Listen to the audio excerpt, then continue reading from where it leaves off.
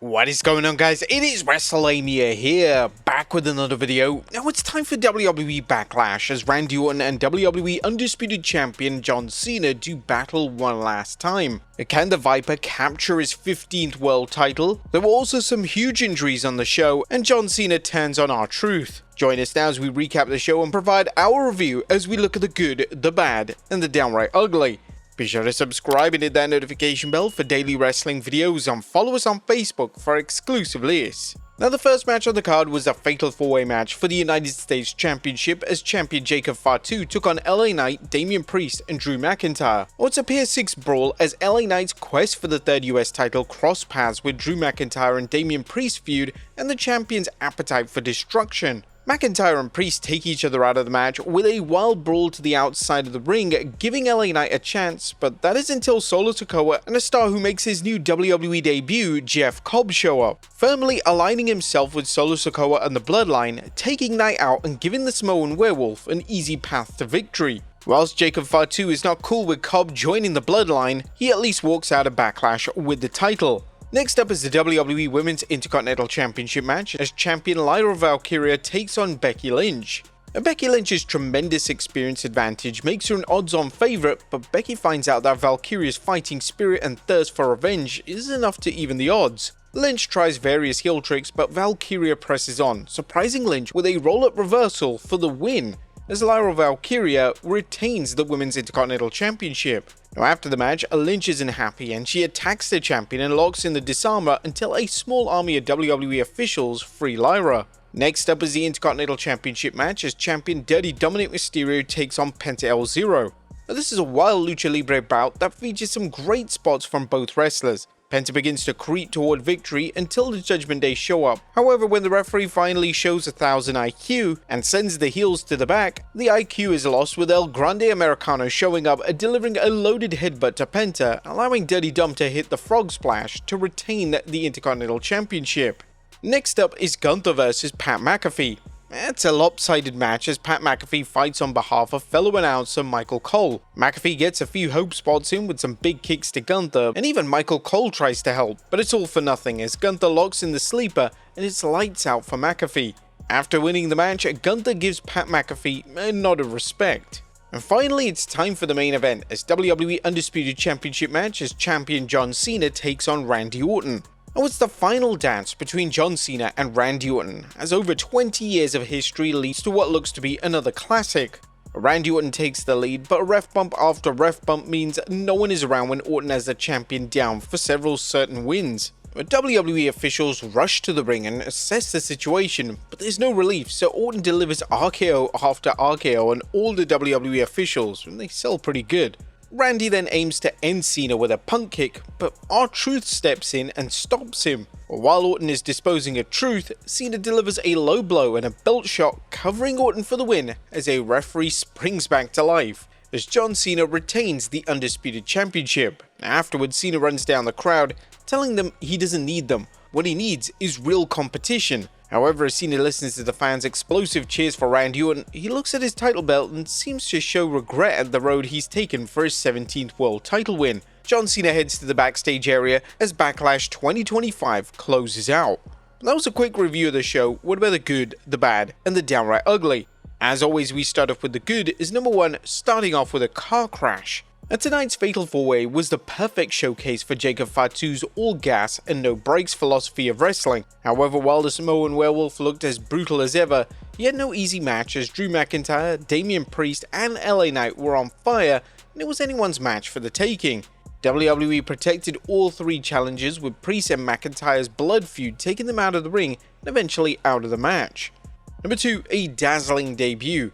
Jeff Cobb's debut was a great way to introduce the WWE Universe to him, with Cobb costing LA Knight his chance at the United States Championship and protecting Knight from getting squashed by Fatu. It also showed the WWE's multi-layered approach to booking, as Cobb's debut also furthered the tension between Solo Sakoa and Jacob Fatu, hinting that Solo has found someone to replace the Samoan Werewolf. Number 3, putting younger talent over. Now, the WWE delivered a career-making match for Women's Intercontinental Champion Lyra Valkyria. Valkyria has been on a roll ever since she entered the WWE's tournament for the title, with the universe getting behind her very strongly. It's easy to see why Lyra has a different presentation than other wrestlers, is easy to like, and is one of the promotion's most promising performers. Tonight's match against Becky Lynch elevated Valkyria further because it showed Lyra's heart and ability to take everything Lynch had, including various heel tactics. The match was brilliantly booked too, with near falls that were perfectly set up. A prime example was when referee Jessica Carr went to fix the turnbuckle cover Becky Lynch removed, which led to Carr being out of position to make the count on Lynch. Fans had to think that this was it for Lyra, but she rallied on, defeating Becky and looking stronger than ever. Lynch may win the Intercontinental Championship at some point down the line, but she didn't need to, and her counting the lights for Valkyria was the right move. Number 4, Wade Barrett rises to the occasion.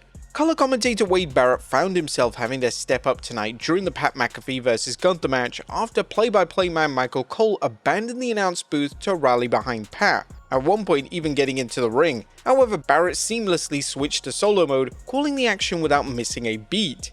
While Barrett plays a heel color commentator, the WWE Universe respects him as one of the company's best, and tonight's Maestro-like performance should guarantee him a spot in the announce booth as long as he wants it. And number 5, it wasn't pretty. Well, Pat McAfee's match against Gunther wasn't pretty, but it did get the job done, giving the fan favourite former football star a chance to defend his pal Michael Cole. Now, hopefully McAfee's match scratched the fans' itch to see him wrestle. Pat's heroic failure was good for a novelty match, but McAfee's performance will hopefully make the WWE think twice before it books him in any more matches. But that was good. What about the bad? Is number 1, Cena steals Roman Reigns' luck. John Cena is suddenly the incredible luck that dominated Roman Reigns' Universal and later Undisputed Championship reigns. While the 17-time world champion doesn't have the bloodline to run interference, although R-Truth did save John from a punt kick to the head, he has that island of relevancy like Fortune that sees referee after referee taken out when the challenger is about to win, with that said referee entering a coma after a light slap only to come back to life as soon as the challenger is down. Tonight's finish was hard to swallow as Cena took one RKO after another through table after table and should have been pronounced dead at the scene. Instead, one low blow and a belt shot were all the champ needed to take out Orton and get an easy 1-2-3. A clear sign WWE's content using the same lazy finishes that made Roman Reigns' matches tedious. The only good thing about Cena's reign is that the fans know he'll be closing up shop at the end of the year. Number 2, a woefully weak finish. Penta vs Dominik Mysterio was the fast-paced match fans were expecting between the two men whose blood is rich with Lucha Libre tradition. Unfortunately, the finish ruined an otherwise outstanding match, with El Grande Americano inexplicably showing up and costing Penta his chance at a first WWE title. WWE's booking of Penta, not to mention Brother Ray Phoenix, has suddenly turned from piping hot to freezing cold, with Penta put in no-win situations that have sapped the incredible momentum he had since his debut earlier this year. Number 4, Gunther's odd behaviour.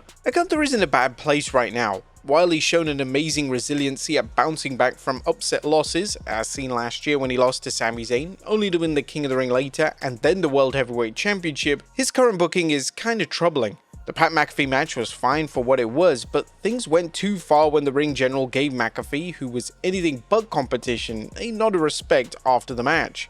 Has Gunther all of a sudden gone soft? That's hard to believe as he nearly ended Jimmy Uso's career when he made Jey Uso watch in helpless horror. But WWE needs to send Gunther away for a few weeks until it can figure out what's really next for him, which sounds like Goldberg at this point. WWE has spent too much time building Gunther up as a top-level performer, and it'd be incredibly short-sighted to throw it all away, not to mention the cost of the many superstars who put Gunther over clean, because WWE is in a creative rut, which there's no denying it is. And why would anyone follow Solo Sakoa?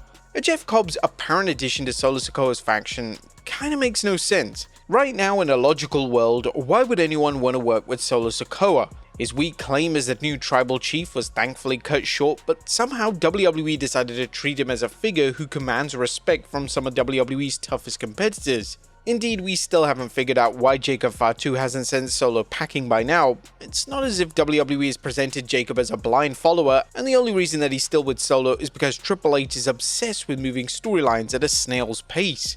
Jeff Cobb will look weak unless WWE plans to have him ditch Solo this SmackDown, but given the WWE's puzzling booking of Solo, he'll be saddled with WWE's resident albatross. And there was nothing downright ugly, while the main event and the Intercontinental title match finishes were flimsy, Backlash was a step in the right direction after a very mixed WrestleMania. And let's be honest, the John Cena-Randy Orton match ending was still better than WrestleMania's ending. WWE right now has all the talent it needs and an array of must-see storylines it can go to. Now it's a question of speeding up the pace of storytelling and giving the fans what they want instead of endless waiting to see things play out. What do you guys think of Backlash? Let us know in the comments down below. Now let's move on to some news, as it seems as 2 WWE superstars were injured at Backlash. There seemed to be some concerning news coming after tonight's Fatal 4-Way match between Fatu, LA Knight, Damian Priest and Drew McIntyre, as Drew may have been legitimately hurt during a spot outside of the ring.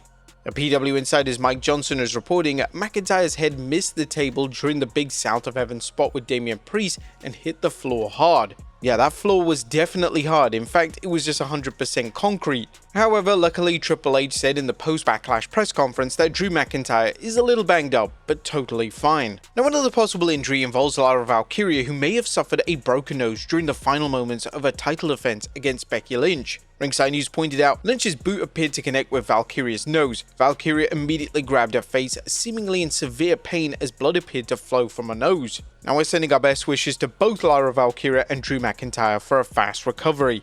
And finally, John Cena turns on R-Truth. During the post-show press conference, John Cena came out, and even though R-Truth helped him not get a punt kick to the face during his match with Randy Orton, John Cena showed his true appreciation by putting poor R-Truth through a table. Now it seems certain that this is going to be 2011 again, and they're going to be running back that capital punishment match, no doubt at Saturday night's main event. Imagine if Truth actually wins the Undisputed Championship. But there you have it folks, our look at Backlash, as well as the wildest news stories and rumors you need to know. Be sure to leave your comments down below, and I'll see you next time with some more wrestling content.